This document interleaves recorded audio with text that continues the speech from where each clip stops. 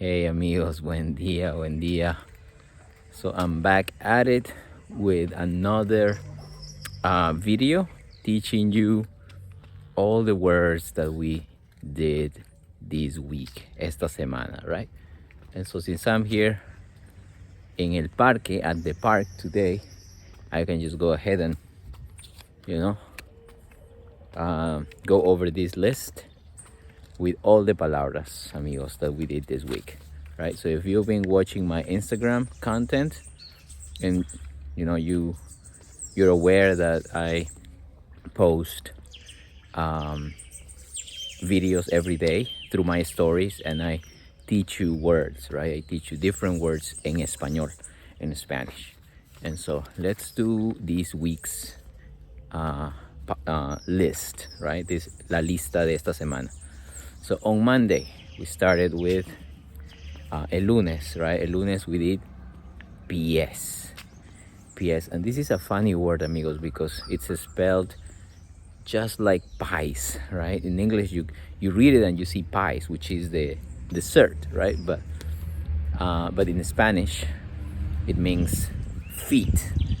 Pies, feet, right?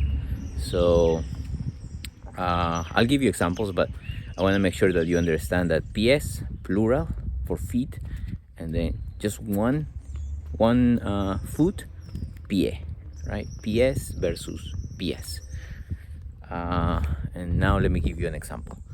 So, mis pies están felices hoy porque no me duelen. There you go, that's an example.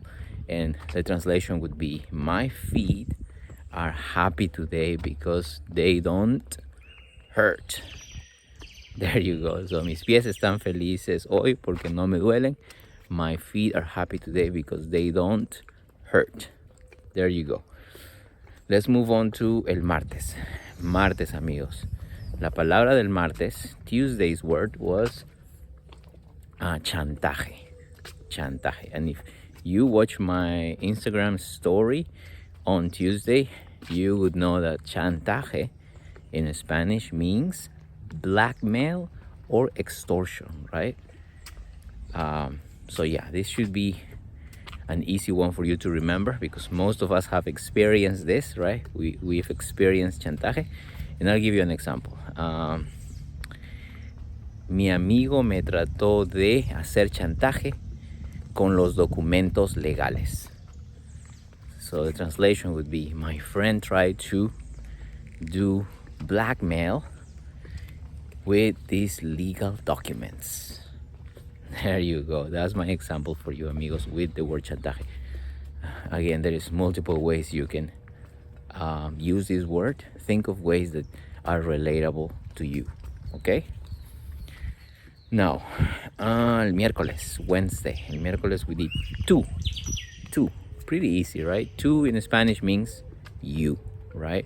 And I was also telling you, amigos, that in Argentina and Uruguay, instead of saying tú, they say vos, right? And they do this because they want to differentiate a little bit from, all the other dialects in Spanish. And that's cool, right? But I guess it's important for you to know this. If you're traveling to Argentina or Uruguay, you're gonna hear vos instead of tú. And I'll give you an example. ¿Cómo estás tú, amigo? Right? If I'm talking to someone, ¿Cómo estás tú, mi amigo? What am I saying? I'm saying, how are you, my friend? ¿Cómo estás tú, mi amigo? How are you, my friend? Another example could be, tú eres muy interesante. What am I saying? Tú means you, right? So I'm saying, you are very interesting. There you go. Now let's move on to jueves, el jueves. Te dejo. Te dejo. It's a Spanish phrase to mean, if I say te dejo to someone, I'm saying I'm bouncing, I'm peacing out, I'm leaving. Te dejo, ciao, right? And we talked about how I came up with this word because of the song Te dejo Madrid, by Shakira. Shakira sings this song and she's saying Te dejo Madrid. She's also she's basically saying goodbye to that city, Madrid, the Spanish city, right, the capital. So yeah, an example would be if I'm talking to my parents, right? And well, I guess in that case it would be los dejo because there is two of them. But if I'm talking to just one person, I'm gonna say te dejo. Okay, we're having a conversation, it's good, but then I decide to leave, and I can just be, instead of saying adios or goodbye, I could just be like te dejo, ciao, right? Meaning I'm leaving. See you around, right? Nice. Next palabra, amigos, is going to be viernes. The word for el viernes, Friday, yesterday, right? Viernes. We did Dónde. Another easy one, amigos. Dónde. You already know that means where. Dónde. Where. We used it for location, for places, right? So, and you guys came up with great examples, by the way. ¿Dónde está la biblioteca? Where is the library? Right? ¿Dónde está el baño?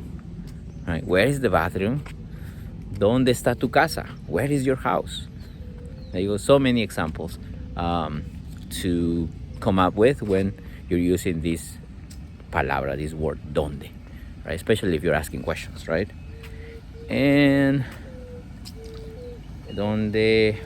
And today, hoy, amigos, we learned a new palabra, right? Saturday, I'm making this video today. Today is el sábado, Saturday, and we learned la palabra flor. Flor, singular, right? Or flores, plural, right? So you already know that flor means flower. And flores, flowers. So like today I came to the park, right? And so I'm like, oh, las flores de allá son muy bonitas, right? So I'm saying the flowers over there are really pretty. But what if I'm just describing one flower? I would say la flor. La flor de allá es muy roja, right? A color, roja color, right? So the flower over there is red.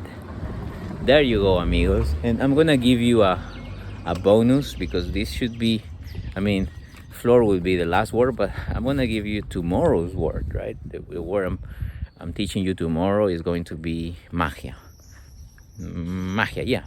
But tomorrow is a new month already, amigos. So this would be a new style of music that we'll be playing tomorrow. But I'll teach you this word anyway. So magia is how we say magic, right? In Spanish we don't say magia, we say magic. So now you know. And if I wanted to give you an example, it would be something like las brujas tienen magia negra. See, this is just off the top of my head. Las brujas tienen magia negra. Witches, brujas, right? Witches have black magic, magia negra. There you go, amigos.